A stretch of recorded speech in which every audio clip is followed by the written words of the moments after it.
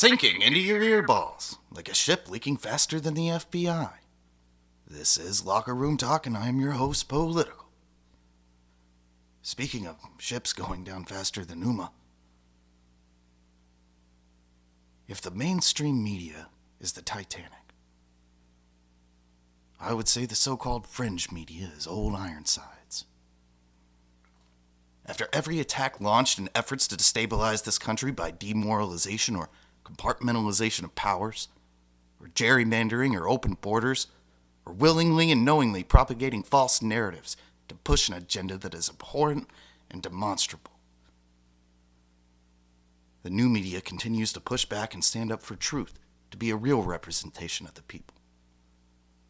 Continuously, these dirty birds launch wave after wave of inane bollyoo. Enter algorithms that see an American flag and report you as a Russian bot.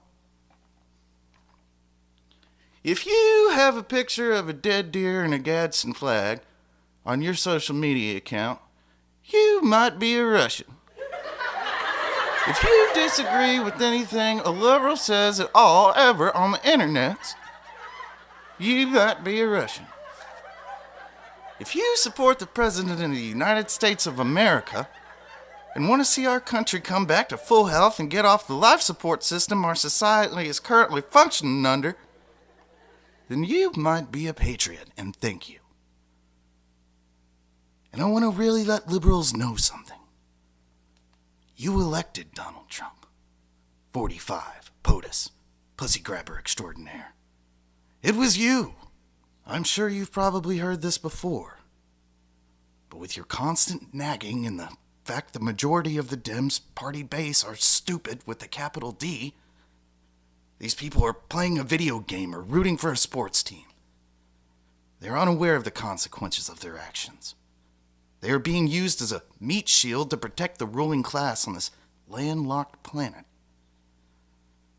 I guess you don't need a cage with that much fear. Always trying to push some bass-ackwards nonsense like a trans movement to move pieces across the board and generate dollars and cents and pounds and pence. When I was growing up, it used to be offensive to call people names.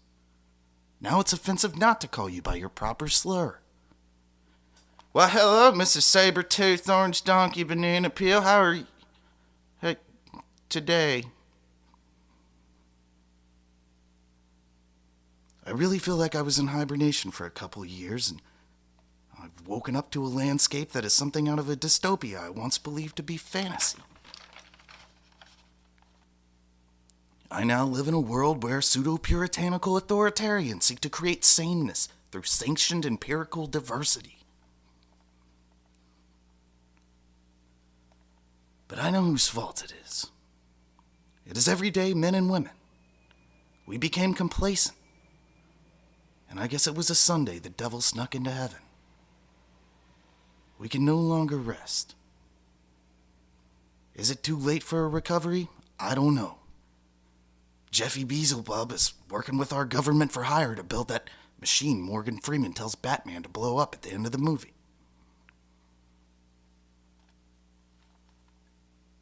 Before you know it, we'll all be time traveling and everything will get really wacky. Everyone wants to go back and kill Hitler. I say shitting in the Nile will kill Hitler due to the butterfly effect, so go walk in Memphis and enjoy yourself. Trump says we will discover the mysteries of the universe together, so I've secured my parachute. I wonder what he could mean. I know human beings have a great capacity to achieve seemingly impossible feats. I heard a story of a man who survived the Alaskan wilderness, but had to eat his dog. He had no knife, but it was so cold he was able to forge one of his turds into a blade with a razor-sharp edge to cut up and eat his dog to survive. And that was some cold shit.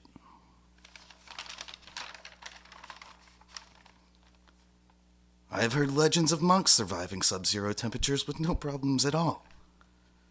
So, there's that.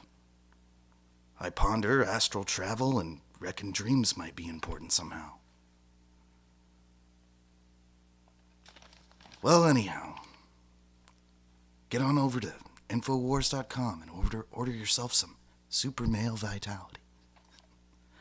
Kind of a cringeworthy name, I know, but for anyone who's ever had a tincture from Mary Jane, this is an equivalent product.